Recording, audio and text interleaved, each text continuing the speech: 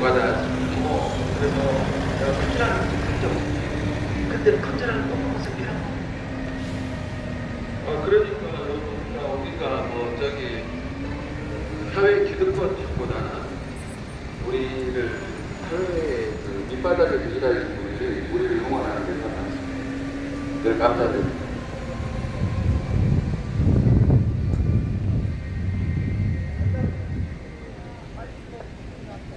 네.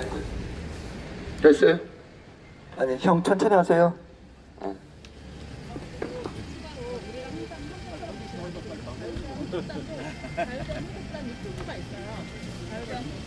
네.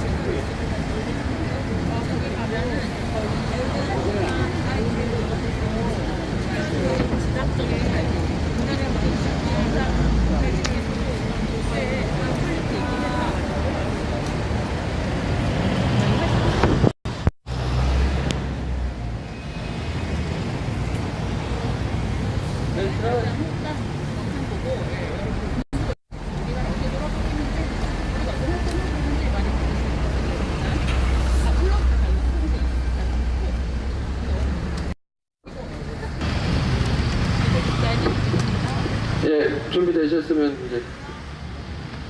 형 됐어요? 자, 지금부터 대검찰청 앞에서 황선 전 민노당 부대변 그리고 조진용 전 문체부 장관, 유진용 전 문체부 장관, 조현재 전 문체부 차관에 대한 고발 기자회견을 시작하도록 하겠습니다. 앞서 국민 의례를 시작하겠습니다. 국회에 대하여 경례.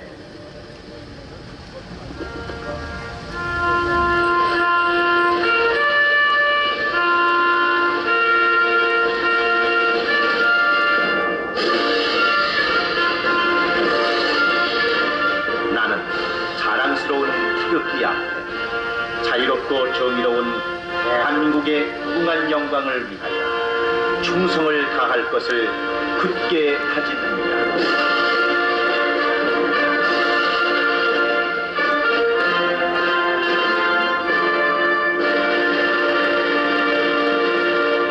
바로 다음은 애국가 제창이 있겠습니다. 애국가는 1절만 부르도록 하겠습니다.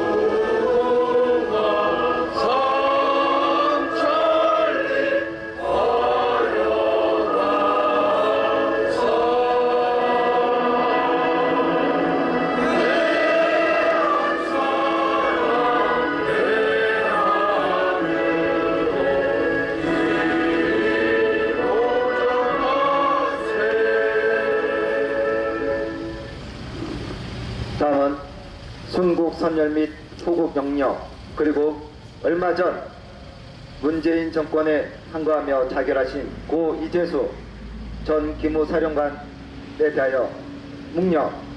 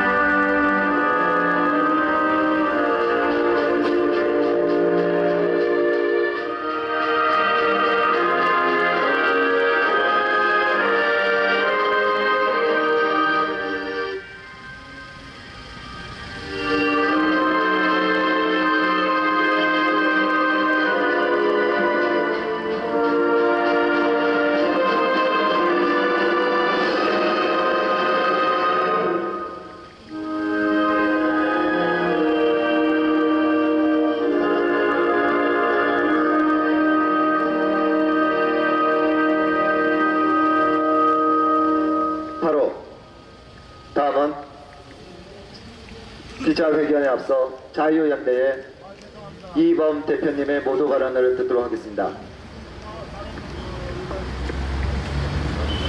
예, 반갑습니다. 저희들은 오늘 매주 금요일 오후 2시 자유를 지키기 위해서 대한민국 국법 질서를 위반한 사람 그리고 단체에 대한 고발 기자회견을 시작도 하겠습니다. 오늘은 유진용 전 문화체육부 장관, 박근혜 정부 시절입니다. 조현재, 차가 이 두 사람을 직무유기, 그 다음에 문화계 블랙리스트 핵심 당사자가 바로 이 두 사람입니다. 유진용과 조현재는 그 TF 책임자였습니다. 그럼에도 불구하고 문재인 정부가 문화계 블랙리스트가 아주 대단한 일이고 국정을 농단한 사건이다 해서 처벌했지만은 정작 처벌 당하고 감옥을 가야 될 자는 지금 활개차고 두 다리 뻗고 그리고 문재인 정부 시절에 호의호식하면서 잘 지내고 있습니다. 두 사람 다 지금 큰 문화재단의 이사장을 하고 있고 이 정부에서 문재인 정부에서 무슨 연유인지 몰라도 아주 잘 지내고 있습니다. 제가 볼 때는 바로 이 두 자는 문화계 블랙리스트의 직접 책임자였음에도 불구하고 아마 이들이 바로 문재인 정부의 권력, 이 또 공포정치에 협조한 그런 공로로 인해서 두 사람이 지금 자유롭게 잘 살고 있는 것 같습니다. 그래서 저희들은 오늘 또다시 유진용과 조현재를 자유민주국민연합의 이름으로 고발하기 위해서 이게 썼습니다. 이 두 자는 반드시 고발해야 됩니다. 법은 만인에게 평등하고 그 만인에게 평등한 법이 정의롭게 실행되어야 한다면은 바로 이들 둘이는 반드시 지금이라도 검찰청에 소환되어서 기소가 되어서 재판을 받고 지금 감옥 속에 하루 속에 가야 될 인간들입니다. 그리고 이 문화계 블랙리스트 때문에 지금 감옥살이 하고 있는 김기춘, 우리 조현선, 허현준 이런 사람들은 감옥 밖으로 나와야 될 사람입니다. 감옥에 있어야 될 사람은 감옥에 있지 아니하고 감옥에 가지 말아야 될 사람들이 지금 감옥에 가 있는 이 잘못된 대한민국, 이 분명히 문재인 정부의 부치는 잘못 실행되고 있습니다. 그와 관련해서 오늘 고발하고 또 한 건은 황선입니다. 김정은은 김일성, 김정일, 김정은 이 김씨 3대는 지금 살아있는 정권 중에서 악의 정권이고 전범 집단입니다. 이 악의 정권이고 전범 집단인 이들에게 황선을 비롯한 숱하게 많은 사람들이 위인이라고 합니다. 김정은을 위인이라고 합니다. 아니 어떻게 생각이 어떻게 저런 사람을 온전한 사람이라고 하겠습니까? 그런데 황선은 우리가 알다시피 98년도에 북한에 미립국을 했습니다. 한 총련의 이름으로.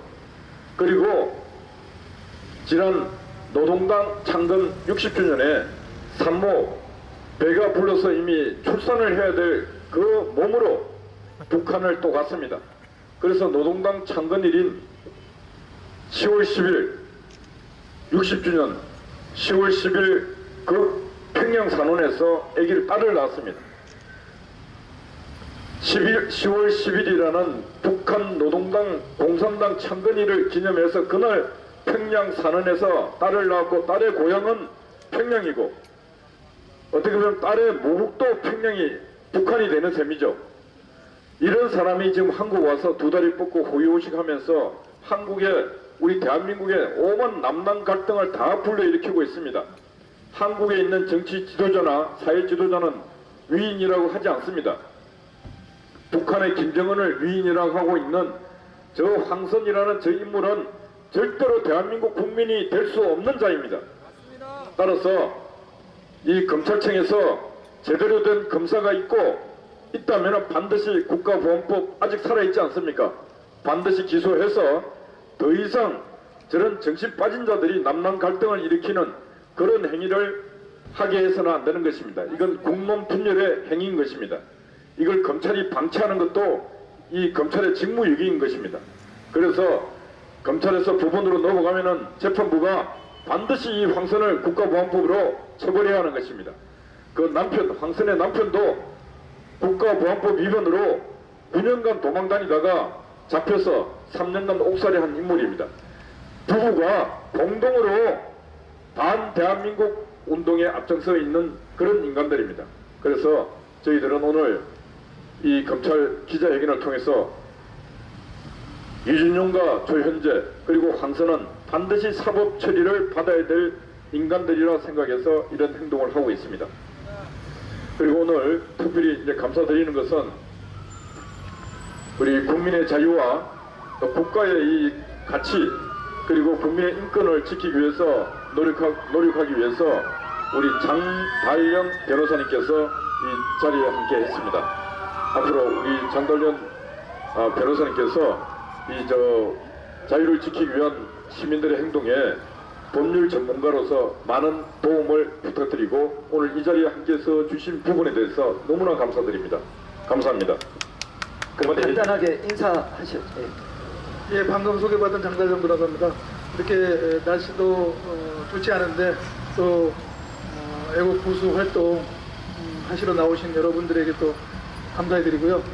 또 능력이 부족하지만 그래도 최선을 다해서 우리 대한민국의 안보와 또 보수의 가치가 제대로 지켜지는데 조금이나마 일조하도록 하겠습니다. 예, 감사합니다. 네, 다음은 자유연대 김상진 사무총장님의 말씀을 듣도록 하겠습니다. 예, 지금 고발장 낭독에 앞서서 우리 장달령 변호사님께서 저희에게 또 사법적인 도움을 주기로 한 부분에 대해서 국민들께 설명드리겠습니다. 자, 이게 뭐냐? 제한군인회장 김진호가 개인적으로 저한테 그리고 상구형한테 집회금지 가처분 신청을 수원지방지법 성남지법에다 했습니다. 그래서 관련 내용이 왔는데 내용인즉슨 뭐냐? 자신의 명예가 훼손되고 있으니 집회를 못하게 해주십시오. 현수막도 못달게 해주십시오. 그걸 위반하면 하루에 100만 원씩 내게 해주십시오. 이런 식으로 넣습니다. 대한민국의 제한군인회장이란 수준이 여기까지밖에 안 됩니다. 이 부분에 대해서 우리 변호사님께서 잘못된 주장에 대해서 또 변호를 이렇게 해주시기로 하셨기 때문에 국민들께 감사드리고 또 박수 부탁드리겠습니다. 예, 본론으로 들어가서 저희가 고발장 난독이 있겠습니다. 원래 유진용과 조현재는 저희가 1차 고발을 한 번 했습니다. 그런데 다시 재고발하는 것은 저희가 고발장을 접수했는데 검찰로부터 아무런 소식이 없습니다. 때문에 저희가 이번에 한성교 국회의원님과 협조를 해서 정론관에서 기자회견을 하고 지금 다시 이 현장에 다시 왔습니다. 그래서 지난번에 자유연대로 고발했고 이번에는 자유민주국민연합이란 단체 이름으로 다시 고발을 합니다. 고발장은 여러 군데 많이 들어갈수록 좋습니다. 그리고 오늘 황선희를 또 고발을 하는데 황선희는 자유청년연합의 장기정 대표님이 며칠 전에 고발을 또 하셨습니다. 그런데 저희가 또 그걸 받아서 또 고발하는 것은 여러 사람이 고발할수록 검찰의 수사 압박이 되기 때문에 여러 단체에서 고발하는 것이 좋기 때문에 저희가 오늘 두 사람에 대해서 고발을 하게 됐습니다. 자, 고발장 고발인 이희범. 고발인은 피고발인들을 형법 123조 직권남용으로 고발하오니 철저히 수사하여 피고발인들을 엄히 처벌하여 주시기 바랍니다.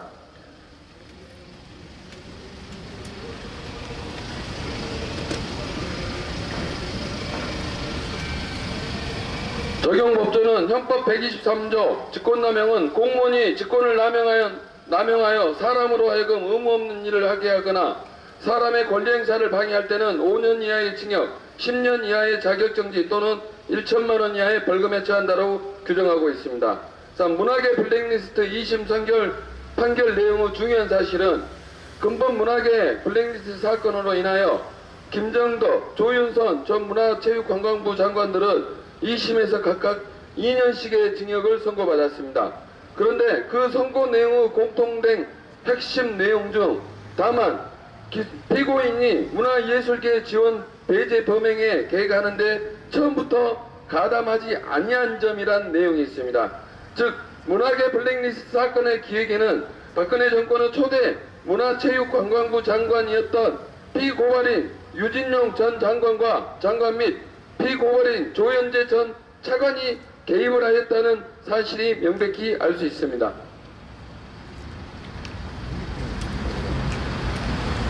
번째 사실, 정1호증 문화예술계 블랙리스트 진상조사 및 제도 개선위원회의 종합발표문과 정 제2호증 한성교 국회의원 제출자료 요구서 국가정보원 답변서에 의하면은 피고발인들은 문화예술계 블랙리스트 사건의 최초의 기획과 실행에 있어서 주무장관과 문화예술정책점검 TF 책임자였습니다.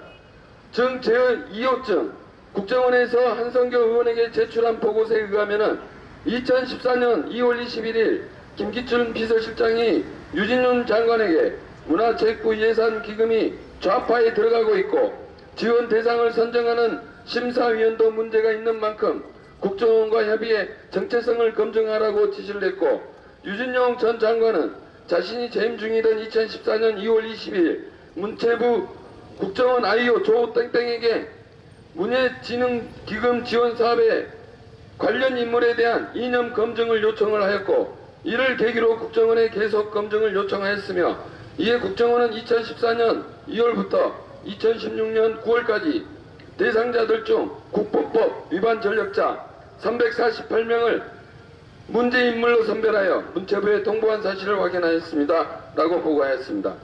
피고발인 유진용은 2013년 9월경 김기춘 실장의 특정 성향 예술 지원 실태 및 대책 지시에 따라 관련 대책 작성을 지시하고 보고했으며 2013년 9월 9일 문화예술 정책점검 TF를 구성해 특정 문화예술인에 대한 지원 배제 방법을 마련하는 등 국정원과 함께 토트랙으로 블랙리스트 시스템을 가동하였습니다. 그리고 피고발인 유진용은 2014년 1월 24일 좌선양 민간보조사업 지원 배제책을 강구하도록 지시하였습니다. 피고발인 조현재 전 차관은 문화예술정책점검의 단장으로서 문화예술계 내 좌편향 작품, 행사, 사업 등을 사전 스크린하고 보수 지형을 확대하는 방향으로 문화예술 정책 점검 TF를 가동하였습니다. 법 형평성의 문제점. 법은 만민 앞에 평등해야 하고 범죄 수사 역시 공정하고 평등하게 이루어져야 합니다. 그런데 문학의 블랙리스트 사건으로 후임자 김정덕 전 장관과 조윤선 전 장관은 구속되어 수사를 받고 각각 징역 2년이 선고되었는데 이 사건을 최초로 기획하고 진행시킨 피고발인들은 제대로 된 수사를 받지 않고 있습니다. 이것은 누가 보더라도 검찰의 봐주기 수사입니다. 따라서 이에 고발인은 피고발인들의 문학의 블랙리스트 사건의 최초 기획과 실행을 한 문화부 장관과 1차관으로서 그 형사적 책임이 맞춤함에도 불구하고 검찰이 제대로 된 수사를 하지 아니함에 대하여 깊은 유감을 표명하며 검찰이 정치 편향적인 판단으로 수사기관으로서 사명감을 망각하고 있다고 판단됩니다. 따라서 공정한 수사를 위하여 정식 고발하오니 하루속히 피고발인들을 소환 수사하여 법의 엄정함과 형평성 있는 수사를 촉구합니다.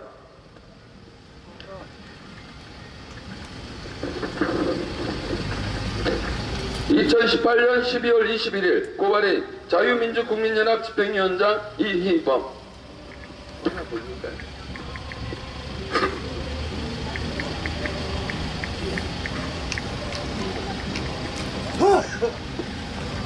다음은 황선에 대한 고발장입니다. 피고발인 황선 전 민주노동당 부대변인.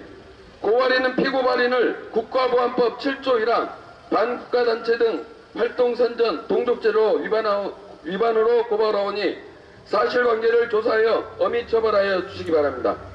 적용법조는 대한민국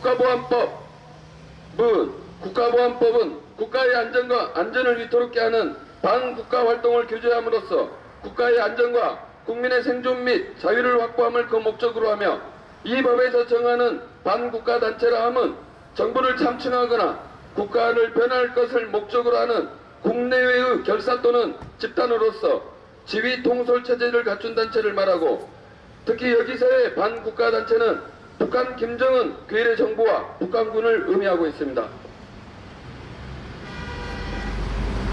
국가보안법 제7조 1항은 국가의 존립 안전이나 자유민주적 기본 질서를 위태롭게 한다는 점을 알면서 반국가단체나 그 구성원 또는 진행을 받는 자의 활동을 찬양, 고무, 선전 또는 이에 동조하거나 국가 변란을 선동하는 자는 7년 이하의 징역에 처한다고 규정하고 있으며 그 미수범도 처벌 대상이 됩니다. 이 범죄 사실, 피고발인은 2018년 12월 14일 금요일 광화문 변호사회관 10층 2호 조영래 홀에서 열린 김정은 국무위원장 서울 방문 기념 특별대담에서 북한 지도체제에 대한 이해와 오해에서 국제사회의 약속을 깨고 핵과 대륙간 탄도미사일을 개발한 김정은을 우리 역사의 대표적인 위인인 세종대왕과 이순신 장군에 비유하였습니다. 피고발인은 대담에서 김정은은 세종 때 만들어진 로켓 추진 화살 신기전처럼 대륙간 탄도미사일을 만들어 이순신처럼 외세, 즉 미국에 맞서겠다는 취지로 발언하였습니다. 피고발인은 이순신 장군은 일본 외세에 맞서 나라를 지키고 거북선을 백성과 함께 만들어 엄청나게 찬양한다. 세종대왕도 신기전을 만든 것은 큰 업적이라 한다. 지금으로 말하면 김정은이 개발한 ICBM이라고 하였습니다. 이어 이것 ICBM을 만든 것은 굉장한 큰 업적이라고 하는데 이 시대에 과연 몇백 년 후에 역사에서는 뭐라고 기록하는 것인가 라며 통일을 위한 한두 분의 정산, 문재인과 김정은 행보는 과연 위인의 행보로 남을 것인가 말 것인가 생각해 보면은 너무나 이야기할 것이 안 된다는 생각이 든다. 위대한 시대의 위대한 인물들과 역사적 순간에 살고 있어 놀랍다라고 하였습니다. 피고발에 이어서 북한에 대해 우상화나 세습을 따지는 것은 부차적인 문제일 수 있다. 인민이 바라는 것을 완수해내는가가 중요하다고 하였습니다. 그러면서 북한 김정은 우상화 비판에 대해 우리 사회에서는 이렇게까지 존경스러운 사람, 즉 김정은을 경험해 본 적이 없지 않느냐며, 그러다 보니까 우리가 비교할 수 있는 것은 사이비 종교밖에 없을 것이라고 하였습니다. 피고발인은 김씨 일가의 3대 세습에 대해서는 수렵 옹립이라는 북한식 논리를 그대로 전달하며 옹호하였습니다. 피고발인은 1998년 반국했을 때 북의 친구한테 당돌하게 세습 방조란 비판에 어떻게 생각하느냐고 물어봤다. 그 친구는 1994년 김일성 주석이 서거하고 나라가 어려워졌는데 이분 김일성이 아니면 국가가 쓰러졌을 수도 있다. 가장 능력 있는 사람이 지도자를 하는 게 맞지 누구 아들이어서 안 된다는 것은 정치의 중요성을 무시하는 거다. 우리는 세습이 아니라 아래로부터 인민이 옹립한 것이라고 이야기하더라고 소개하였습니다. 또 피고발인은 북한의 최악의 인권 탄압이라고 평가받는 것에 대해서도 1998년 밀국 경험을 이야기하며 북한의 선전 논리를 반복하였습니다. 피고발인은 북의 친구에게 인권에 대해 물었더니 무상의료, 무상주택, 무상교육도 못하는 나라가 무슨 인권을 이야기하냐며 말하며 아 그런가 했던 적이 있다라고 발언하였습니다. 피고발인은 김정은 집권 후 최악의 인권 탄압 사례로 평가받고 있는 김정은의 고모부 장성택 처형에 대해서도 장성택의 죄명 중 가장 알려진 것은 중국의 석담을 헐값에 팔았다는 것인데 최고 권력자의 측근이고 인척관계라 해서 그런 매국 행위를 봐준 게 맞는가라며 우리가 정유라 최순실 사건에서 최순실 딸이 그렇게 대학에 가는 것에 대해서는 비판적이면서 북에서 친인척을 엄단한 것은 매우 잔인한 정치적 행위로 해석하는 것은 내로남불이라 생각이 든다고 하였습니다. 피고발인은 북한에서 선거가 요식행위에 지나지 않는다는 비판에는 자유민주주의 국가에서 선거의 시작이라면 북에선 마무리다. 북에선 많은 논의 후 최종적인 결론을 선거를 통해서 확인된다며 그래서 99.9% 찬성이 나온다라는 논리를 펼쳤습니다. 이러한 피고발인의 발언은 대한민국의 주적인 북한 수계 김정은에 대한 선전활동으로서 국가보안법 7조 1항을 정면으로 위반하는 범죄행위입니다. 국가보안법에 규범력에 대하여 대법원은 아래와 같은 입장을 하고 있습니다. 북한은 조국의 평화적 통일을 위한 대화의 협력 동반자이기도 하지만 다른 한편 남북한 관계의 변화에도 불구하고 여전히 적과 통일 노선을 고수하면서 우리의 자유민주주의 체제를 전복하고자 획책하는 반국가단체의 성격도 아울러 가지고 있고 그 때문에 반국가단체 등을 규율하는 국가보안법의 규변력도 계속 유효하다는 것이 대법원의 확립된 견해입니다. 북한이 여전히 우리나라와 대치하면서 우리나라의 자유민주 체제를 전복하고자 하는 적과 통일 노선을 완전히 포기하였다는 명백한 징후를 보이지 않고 있고 그들 내부의 뚜렷한 민주적 변화도 보이지 않고 있는 이상 북한은 조국의 평화적 통일을 위한 대화 협력의 동반자임과 동시에 적과 통일 노선을 고수하면서 우리의 자유민주 체제를 전복하고자 획책하는 반국가단체의 성격도 아울러 가지고 있다고 보아야 하며 남북 사이에 정상회담이 개최되고 남북 간의 사이에 교류와 협력이 이루어진다고 하여 바로 북한이 반국가단체성을 소멸하였다거나 대한민국의 안전을 위태롭게 하는 반국가 활동을 규제함으로써 국가의 안전과 국민의 생존 및 자유를 확보함을 목적으로 하는 국가보안법의 규범력이 상실됐다고 볼 수는 없습니다. 이와 같은 대법원의 논지에 따르면 적어도 북한이 적과 통일 노선을 포기하거나 핵무기 등 비대칭 전력을 폐기하지 않는 한 국가보안법의 규범력은 여전히 유효하다고 할 것입니다. 다음으로 국가보안법상 반국가단체 등 활동 선전 동조죄의 구성 요건은 아래와 같습니다. 국가보안법 제7조 1항 반국가단체 등 활동 선전 동조죄의 구성 요건으로 선전은 불특정 또는 다수인에게 반국가단체 등의 활동 내용이나 취지를 주지시켜 이해 또는 공감을 구하는 것을 동조란 반국가단체 등의 선전, 선동 및 활동과 동일한 내용의 주장을 하거나 이에 합치되는 행위를 하여 반국가단체 등의 활동에 호응, 가세하는 것을 의미하며 이때 선전 또는 동조 행위는 국가의 존립 안전이나 자유민주적 기본질서에 실질적 해악을 끼칠 명백한 위험성이 있는 정도에 이르러야 한다 라고 대법원에서 판결하고 있습니다. 피고발인이 자행한 북계수계 김정은을 세종대왕 이순신과 같은 위인이라고 표현하고 반국가단체인 북한 김정은 세습 왕조 체제를 옹호하는 등 불특정 다수인에게 북계수계 김정은을 찬양하는 발언을 한 행위는 국가보안법 7조 1항의 선전행위에 해당하고 이는 또한 반국가단체인 북계의 활동과 동일한 내용의 주장이며 그 행위는 국가보안법 7조 1항의 동조행위에 해당합니다. 이와 같은 피고발인의 범죄 사실과 국가보안법 규범령을 인정하고 있는 대법원의 입장, 반국가단체 등 활동 선전, 동조죄의 구성요건을 검토할 때 피고발인의 2018년 12월 14일 김정은 국무위원장 서울 방문 기념 특별 대담에서의 발언은 반국가단체 등 활동 선전 동조죄의 구성요건을 충족하고도 남음이 있다고 판단됩니다. 따라서 피고발인의 행위를 국가보안법상 반국가단체 등 활동 선전 동조죄로 판단하고 이에 대한 엄정한 심판을 구합니다. 2018년 12월 21일 자유연대 사무총장 김상진. 감사합니다. 예, 이제 고발장도 다 낭독을 했습니다. 또 늦게 오신 우리 또 영어 방송이나 봉준호 방송 있습니다. 예.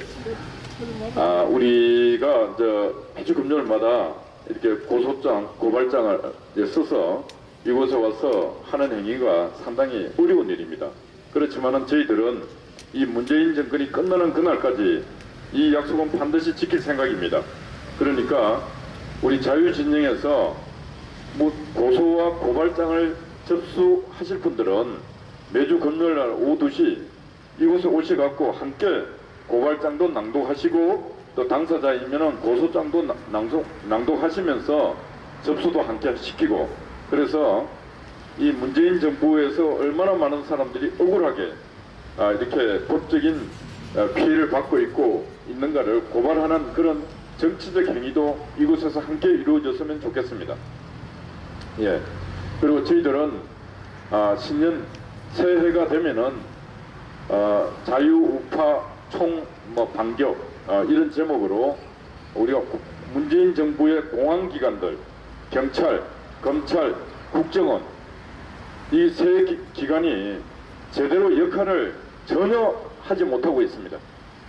그래서 저희들은 신년 초에 2019년 1월 달에 1월 초에 경찰청 앞으로 가서 나름의 집회를 할 생각인데 그건 왜 가야 되는가 하면은 지금 백남기 사건으로 인해서 그때 치안을 유지하기 위해서 무일 대표를 쐈던 당사자인 경찰관 두 분이 지금 실형을 선고받아서 경찰관 지위를 박탈당하고 심지어는 연금마저도 박탈당할 그런 위기에 있습니다.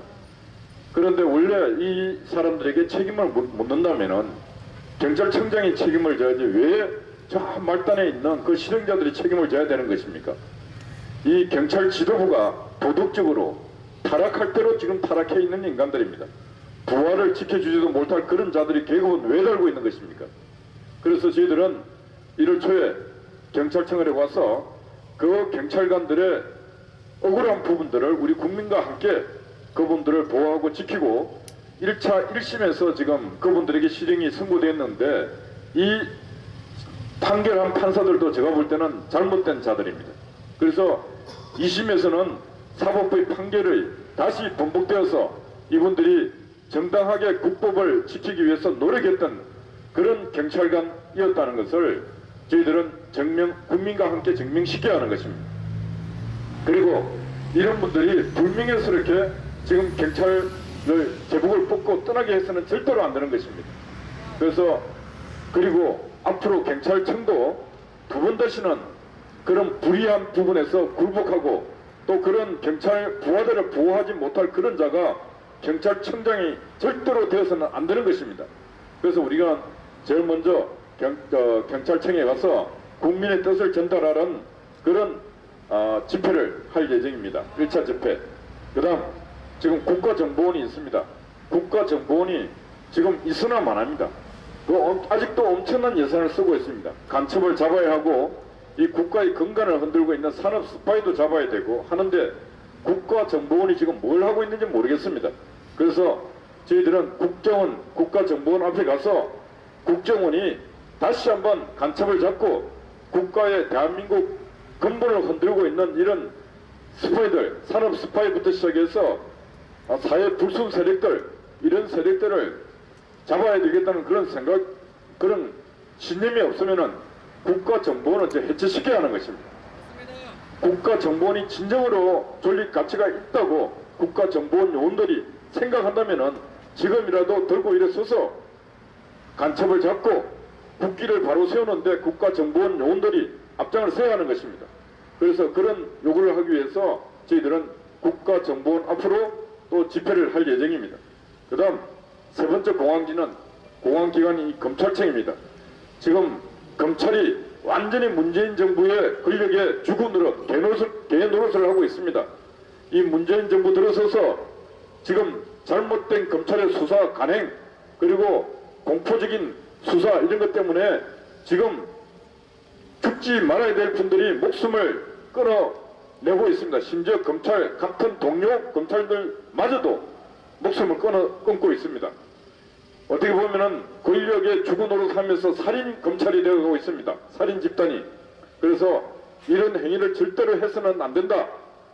검찰도 역시 문재인의 검찰이 아니고 국민의 검찰임을 각성시키기 위해서 이 검찰청 앞에 우리 자유우파의 모든 진영이 와서 검찰청을 압박하고 검찰 내부에서 깨어있는 검사가 하나둘 태어날 수 있게끔 그런 집회도 할 계획을 갖고 있습니다. 그래서 앞으로는 우리가 태극기를 흔들더라도 힘있게 그 태극기를 저 정신 나간 놈들의 머리박에 진짜 박아서 머리가 돌아올 수 있게끔 힘있게 태극기를, 의미있게 태극기를 흔들어야 되지 않겠습니까? 그런 부분에서 많은 준비를 하고 있습니다. 그래서 이 뜻에 동참하고 같이 협조하실 분들은 이 자유연대 우리 김상진 총장께 연락을 주셔서 이 자유를 지키는 전선에 힘을 합쳐주시기를 부탁드립니다. 그리고 오늘 특히 감사드리는 것은 이 고발하고 하는데 우리 장달련 영 변호사님께서 동참해 주셨는데 혹시 이 유튜브를 보시고 있는 전국에 있는 법률 전문가들 우리 법조인들 여러분들 용기 내십시오. 같이 여러분들의 전문적 지식을 조금만 나눠주시면은 대한민국이 바로 가는데 큰 도움이 될 수 있습니다.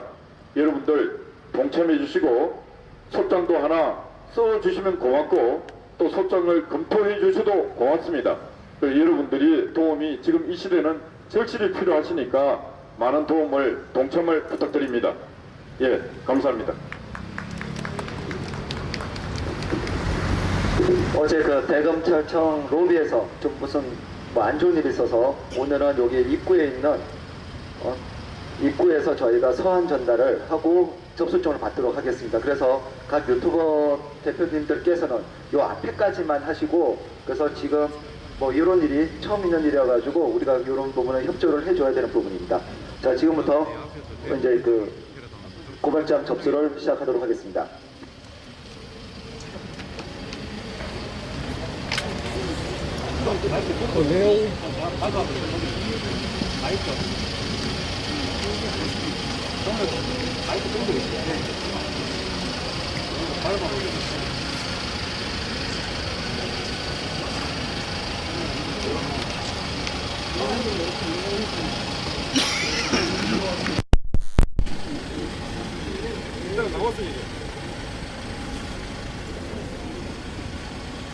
자, 황선 그리고 유진용 그리고 조현재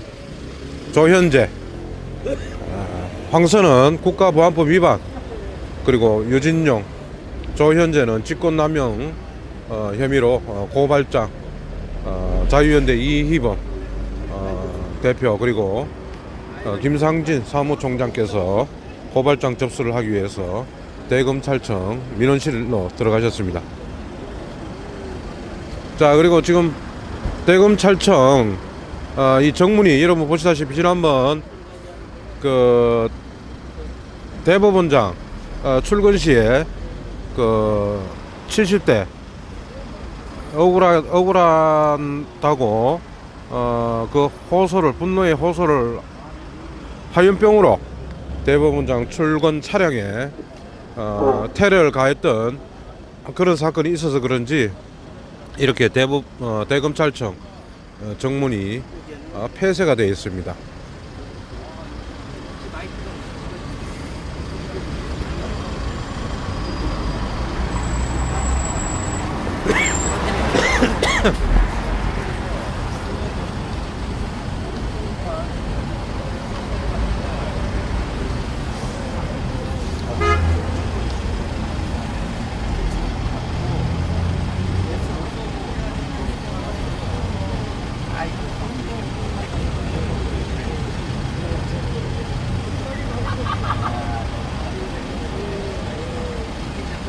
예, 바나나님, 생강차느님, 써니님, 화단님, 조스카님, 예, 이소년님, 짱아님, 예, CSYI님, 예, 반갑습니다. UKHY 조님도 반갑습니다. 자, 항상 이렇게 저 대검찰청 정문이 이 정문이 아니고 예, 동편 문이라고 이야기해야 될 것 같네요. 전망선 TV입니다. 항상 오픈이 돼 있었는데 오늘 지난번 그 대법원장 출근 차량 화인병 사건으로 폐쇄가 되어 있습니다. 야, 너 빠박이로 안 했어? 너 그렇게 하기로 했잖아. 야, 빠박이 TV 하면 대박이라니까. 야, 대한민국 대머리가 몇 명인데, 어? 야, 이게 3부터 들어갈 거 아니야.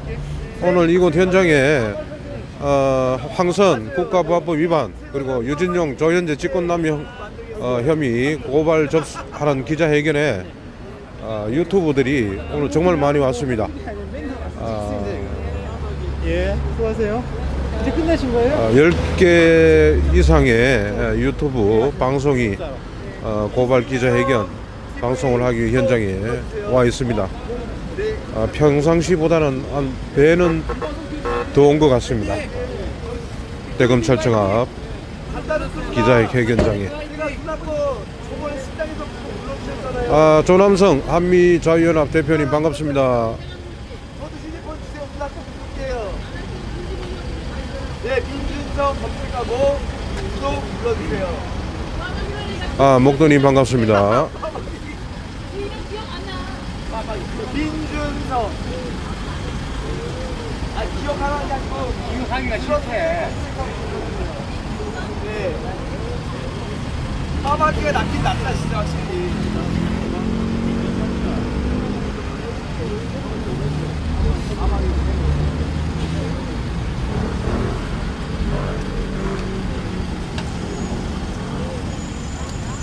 아이고 우리 동계 오랜만이네. 예, 반갑습니다. 예, 이희돌이 네, 반갑습니다. 예? 그전에는 잘 못 뵀는데. 저요? 네. 요즘 그때는 뭐 애국당 위주로 돌아다니다 보니까. 예. 애국당에 뭐 관리식 하실 일 있나요?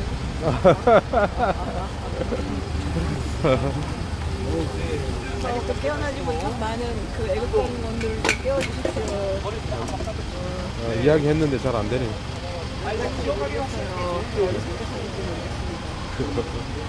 한 말씀 하실래 그러면? 걔네들이 고소한다고 지금.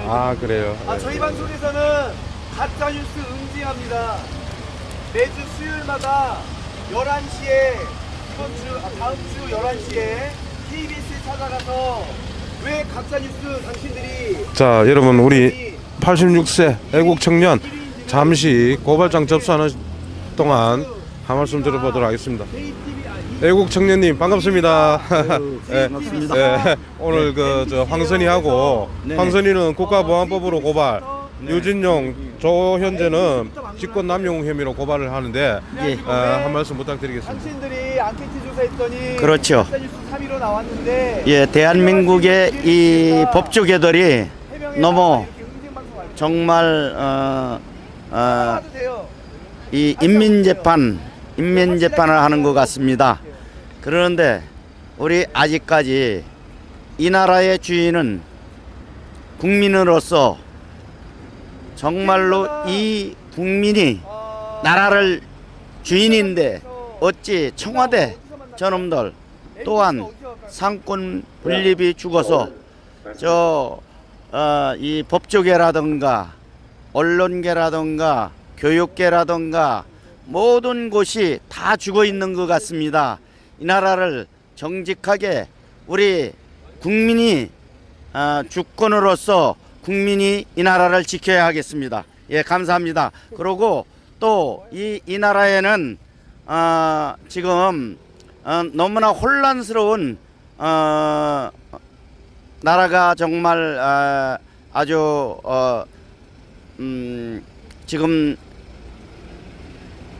너무 혼란스러운 상태에 가고 있는 것 같습니다. 그러는데 국민 여러분, 이제는 깨달으시고 또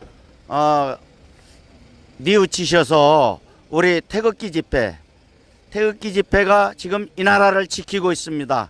겨우 명맥을 이어가고 있는데 태극기 집회와 또 미국의 트럼프 대통령과 또는 개인 유튜브 하시는 분들, 이 유튜브 하시는 분들과 삼일일체가 되어서 우리 자유 대한민국을 지키고 있습니다.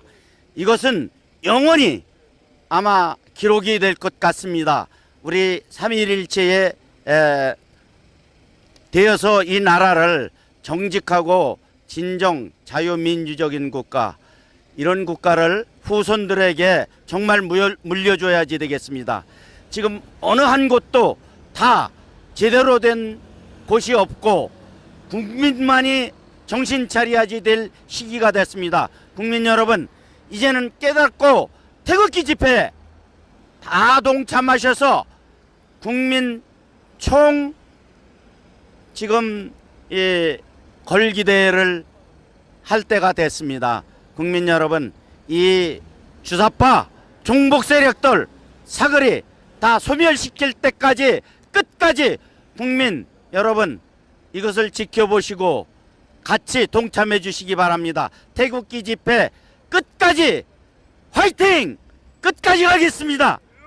내 목숨 다하는 데까지 태극기 집회로서 이 나라를 정말 자유민주적인 국가로 지켜서 후손에게 정말 자유민주적인 국가, 살기 좋은 세계에서 제일 살기 좋은 나라를 후손들에게 물려주겠습니다. 감사합니다. 이렇게 인터뷰해 주신 감사합니다. 감사합니다. 또 이번 주에는 또 평택 또 가십니까? 예, 글쎄요. 평택도 가야지 되고 너무 지금 이 중요한 부분이 많이 있지 않습니까? 어느 한 곳 뭐 그게 아니고 중요한 부분이 많아서 어떤 곳을 가면은 더 요수에 그때 중요한가 그거를 느껴서 제가 행하겠습니다. 예. 알겠습니다. 예, 나라가 제대로 돌아와야지 되지 않겠습니까? 그래서 저는 자, 고발장 감사합니다. 네.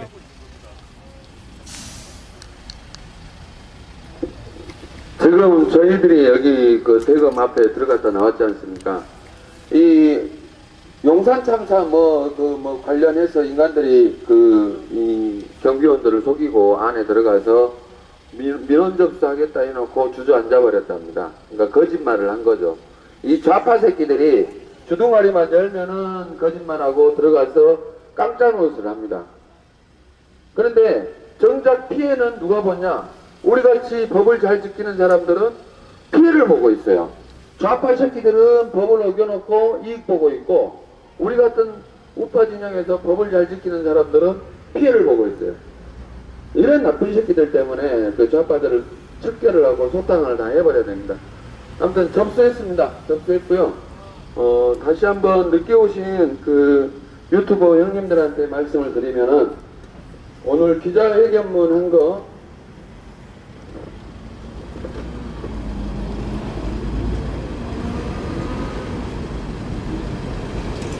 요약 정리를 해서 다시 한번 말씀드리겠습니다. 유진용 전 문화체육부 장관, 현 수립문화재단 이사장과 조현재 전 문체부 차관, 현재 한국학진흥원장을 형법 123조 직권남용, 황선 전 민노당 부대변을 국가보안법 7조 1항 반국가단체 등 활동 선전동조죄로 고발한다. 박근혜 정부 문화예술계 블랙리스트 진상조사 및 제도 개선위원회의 종합발표문과 한성교 국회의원의 국가정보원에 제출 요구한 답변서에 의하면 피고발인들은 문화예술계의 블랙리스트 사건의 최초 기획과 실행을 함에 있어서 주무장관과 문화예술정책점검 TF 책임자였던 것이다. 피고발인이 제출하는 점검을 1호 2호에 의하면 문재인 정권이 진행하고 있는 적폐청산 문화계 블랙리스트 핵심 주범은 조윤선이 아니라 당시 장관인 유진용과 블랙리스트 TF 책임자인 차관 조현재인 것이 분명히 나타나고 있다. 문화계 리스트 작성이 유죄라면은 범행 실행 직접 당사자인 1차 처벌을 받아야 함에도 불구하고 김기춘, 조윤선, 허현준 등 직접 책임 당사자가 아닌 사람들이 정치 수사와 정치 판결에 의하여 장기간 감옥 생활을 하고 있는 것은 대한민국의 사법 정의가 실종되었음을 증명하는 것이다. 특히 조현재 차관은 박근혜 정권에서 차관을 지낸 자가 문재인 정권 창출을 위해 체육인, 무술인 등 자신이 주무부처장인 시절에 직간접 지원을 받은 단체를 모아서 문재인 대통령 만들기 기자회견을 주도하는 1등 공신 역할을 했다. 이러한 농공 행사인지 유진룡과 조현재는 검찰과 법원 문턱에 가지도 않고 문재인 정권에서 오히려 수립문화재단 이사장, 한국학진흥원장으로 잘 나가는 인물들이 되어 있다. 상식이 있는 국민은 도저히 이해할 수 없는 일이기에 검찰과 법원은 고발 조치와 사법정의 실현을 위해 유진룡과 조현재를 조사하여 처벌해 주실 것을 강력히 요구한다. 이런 내용입니다. 무슨 말이냐면은 지금 현재 그 김기춘 실장, 그 다음에 조윤선 장관, 허현준 제 친구 등이 지금 감방 생활을 하고 계시는데 문학의 블랙리스트는 정말 잘한 사업입니다. 좌파들, 국가보안법 위반자들을 배제시키는 것은 통치행위입니다. 박근혜 정권에서 통치행위를 잘했다고 저는 판단하는데 저 나쁜 새끼들이 지금 정치재판을 하고 있는 것이죠. 근데 문제는 뭐냐? 조윤선 장관이나 이런 분들이 1차 책임자가 아니라 원래 1차 책임자는 이 유진룡과 이 차관, 조현재 차관이 가장 큰 처벌을 받아야 되는데 이 자들이 내부 고발자라는 이유로 처벌을 안 받고 있다는 겁니다. 쉽게 말해서 박근혜 정권을 배신을 했기 때문에 이 정권에서는 이 유진룡과 조현재를 수사를 안 하고 있는 것입니다. 이건 완전히 편파 수사 아니겠습니다. 배신자들을 박근혜 정권을 배신을 했기 때문에 이 자들은 내부 고발자 처리 지침에 의해서 고발을 안 한다. 근데 그게 아니거든요. 한성교 국회의원 말에 의하면 이 자들은 국회의원이었어요. 아니 국회의원이라 장관입니다. 장관과 차관입니다. 실무자가 아니에요. 자신의 머리를 가지고 기획을 하고 실행하는 자들입니다. 수뇌부들이죠. 그러니 당연히 책임을 져야 되는데 문재인 정권에 항복하고 구역질했다는 이유로 지금 처벌을 안 받고 있기 때문에 저희는 이 자들도 똑같은 잣대로 수사를 해달라라는 것이 저희의 주장입니다. 그래서 저희는 그것을 계속 지켜볼 것이고 다행히 저희 시민만 움직이는 게 아니라 국회의원 한성교가 같이 국회의원께서 움직이기 때문에 이 수사가 잘 될 거라고 기대를 하면서 그래도 감시의 눈길을 가지고 계속 지켜보도록 하겠고, 황선희 같은 경우는 이 여자는 1998년도 한총련 대표로 밀입국을 했고 2005년 노무현 정부 시절에 출산을 앞두고 산모가 평양을 방문해서 노동당 창건 60주년인 10월 10일 날 평양산원이라는 곳에서 둘째 딸을 출산했습니다. 다시 말해서 황선희의 딸의 고향은 평양이고 생일은 북한 공산당 창건일인 10월 10일이 되었습니다. 황선의 남편도 국가보안법으로 9년 동안 지명수배 중에 받다가 2008년도 체포돼서 3년간 옥살이한 거의 간첩 같은 부부들입니다. 이 자들이 또 김정은을 찬양하고 세종대왕 이순신으로 찬양을 했기 때문에 국가보안법으로 고발한 사항입니다. 반드시 국가보안법은 현재 살아있는 법이고 소멸된 법이 아닙니다. 현존하는 법이기 때문에 저희들은 지속적으로 이런 종북 세력들을 고발하도록 하겠습니다. 이상입니다. 감사합니다. 예, 바쁘신데 오늘 유튜브님들이 많이 오셨습니다. 감사드립니다. 이것으로 기자회견을 마치도록 하겠습니다. 감사합니다. 예, 수고하셨습니다. 수고하셨습니다. 수고하셨습니다.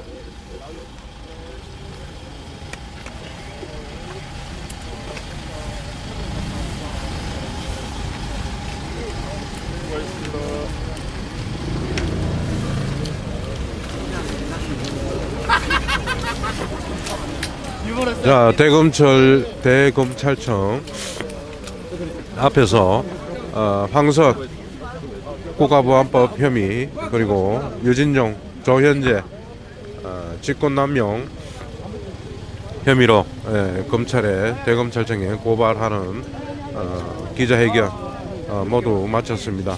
오늘 평상시와 다르게 유튜브들도 상당히 많은 관심을 나타내는 그런 기자회견이었던 것 같습니다. 예, 고맙습니다. 거예요? 그러면 또 뭐 아까 저 마이크 다시 드리면 안 될까요? 하나 여쭤보겠습니다. 아니 이거 그냥 육성으로 하지 뭐 이걸로. 화이팅입니다 다들. 시청자 여러분들 모두 다 화이팅. 제 채널 구독한 모든 사람이 다 화이팅. 예, 뭐 질문해 주십시오. 예. 제가 좀 늦게 와서 우리가 예. 황선은 예. 뭐 저기 원래 그 좌파 그 북한까지 갔다 온 여성인데 맞습니다. 예. 지금 현재는 어떤 죄입니까? 언제 어디서 어떻게? 어떤 장 이번에 또 국가보안법 위반으로 예. 자 찬양 고무 김정은을 위인이다. 위인이다. 그 세종대왕 이순신의 버금가는 위인이라고 그 세종대왕 동상 앞에서 또 기자회견을 또 했습니다. 그래서 저희들이 그 황선을 국가보안법 위반으로 이제 고발을 하면서 또 고발장에다가 황선의 과거 전력 그리고 그 남편의 또 전력, 남편도 국가보안법 위반으로 거의 3년간 9년 동안 도망 다니다가 진명수배 그 3년간 또 옥살이도 했고 했는데 뭐 이제 종합적으로 보면은 대한민국 국민일 수 없는 자들의 행동을 계속하고 있는 것입니다. 그리고 심지어 그 사고 구조를 놓고 봤을 때는 그 김정은이 개발했던 이 ICBM을 조선조 세종대왕 시절에 신기전과 비교해서 그 얼마나 자랑스럽냐.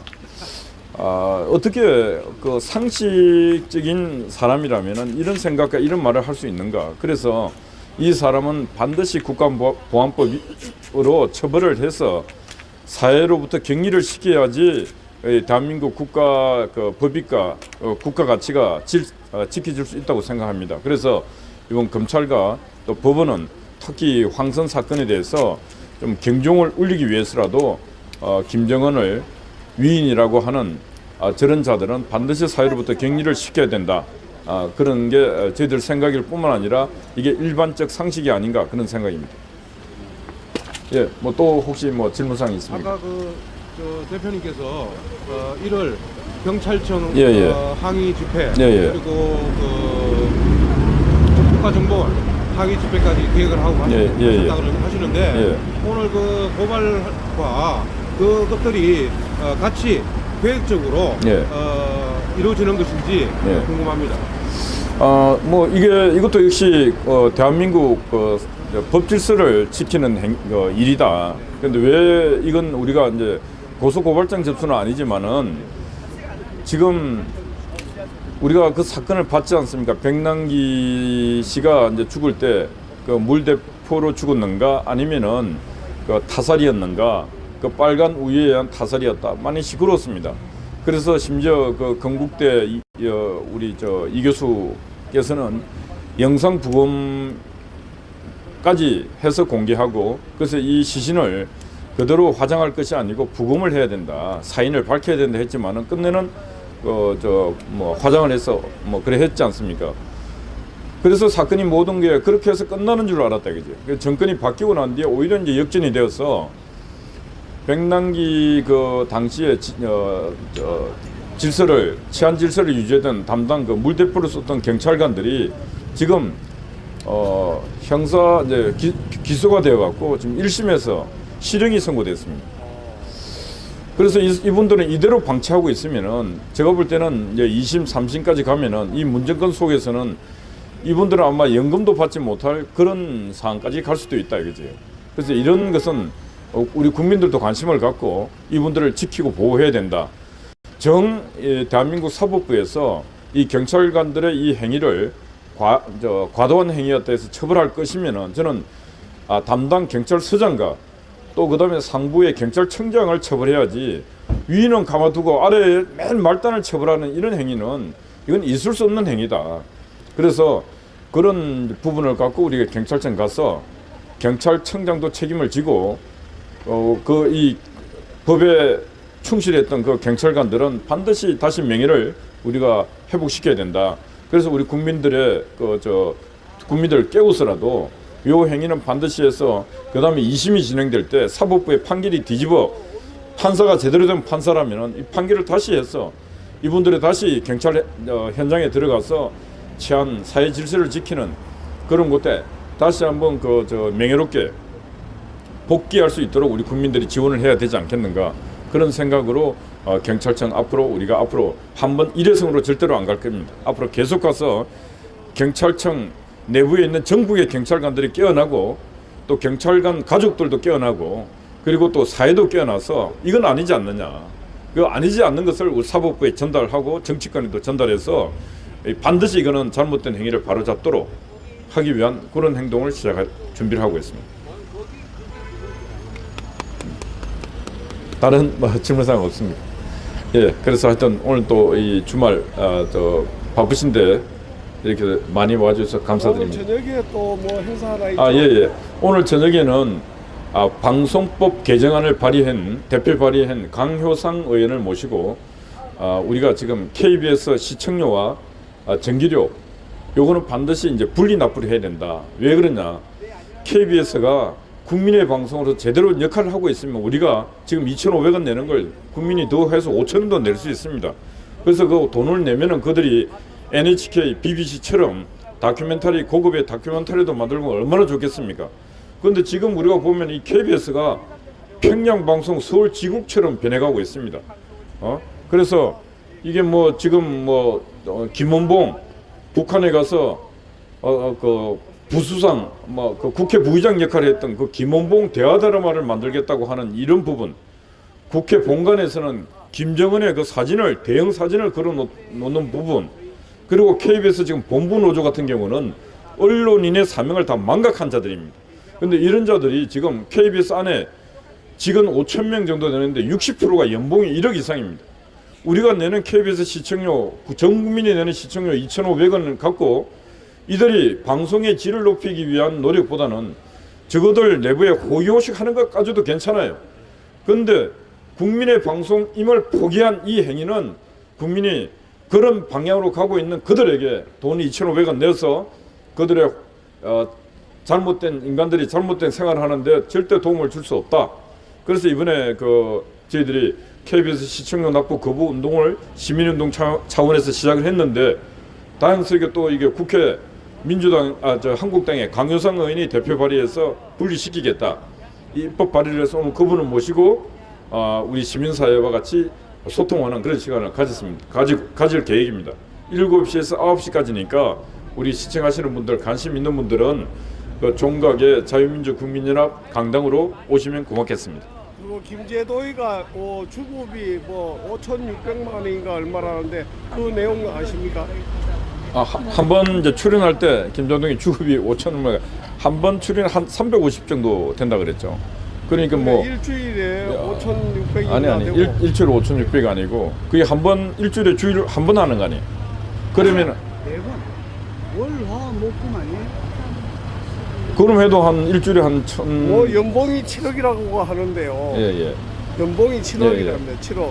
그 KBS 2,500원씩 주는 국민의 세금으로 그리고 헛질을 하는 거 아닙니까? 그러니까 지금 우리가 국민이 낸 그 2,500원이 실제로 각 가정 가구 수 하면은 어마어마한 돈인데 그걸 갖고 김제동 같은 놈에게 그 돈을 엄청나게 몰아주는 이 행위는 권력 창출에 기여했다고 생각한 그런 부분들이 있기 때문에 아마 가도할 정도로 하고 있는데 저는 제가 볼 때 그걸 KBS 쓰는 글에 한다 할지라도 김제동이가 상식 있는 사람이라면은 이건 저한테 전부 가도합니다. 사양도 할 수 있어야 되는데 그 사양도 안 하고 하는 부분을 놓고 보면은 하늘이 무서운 줄 모르고 있는 아주 오만하고 불순한 자들이 모여서 오만하고 불순한 행동을 하는 거죠. 그래서 저는 김제동도 어느 날 사회가 정상적인 사회가 될 때는 진짜 사법 처리뿐만 아니라 건강한 국민들의 심판도 반드시 저는 내려야 한다 생각합니다. 그래서 두 번 다시는 김제동 같은 인간들이 이 땅에서 새치 혀를 갖고 한몫 보겠다는 그런 인간들은 절대로 이 세상에서 앞으로 미래사에서는 걷어내야 된다. 그래서 김재동도 죽음의 길을 지금 가고 있다고 생각합니다. 예. 이번 주 일요일 KBS 규탄 집회 예. 지금 홍보가 되겠는데 아, 예.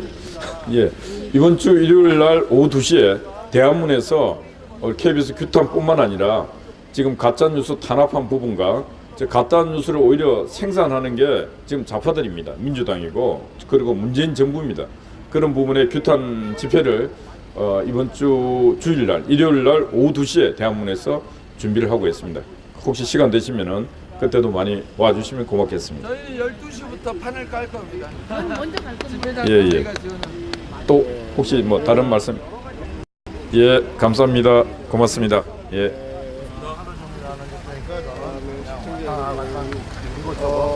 박선시 현장은 지금 국회의사당 12월 31일 날 거의 매일마다 해야 되는데 다른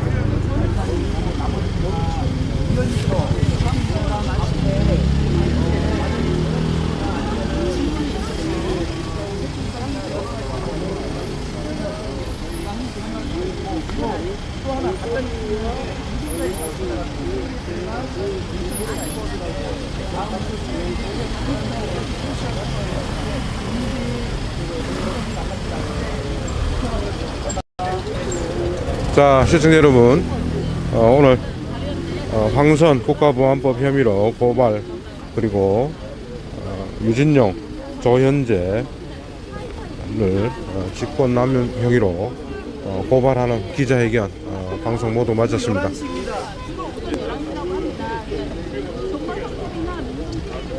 주변에 그 유튜브들이 많아가지고 마무리 멘트 하느라고 좀 소란스럽네요. 자, 여러분 시청해 주셔서 감사합니다. 관리자 여러분 수고하셨습니다.